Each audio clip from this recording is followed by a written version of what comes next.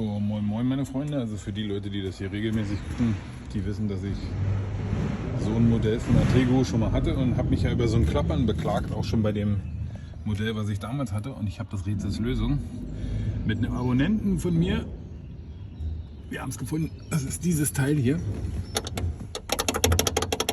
Das da.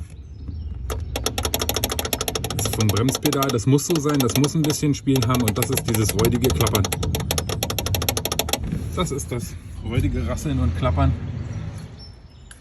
was man immer hat, wenn man manchmal so durch die Gegend fährt.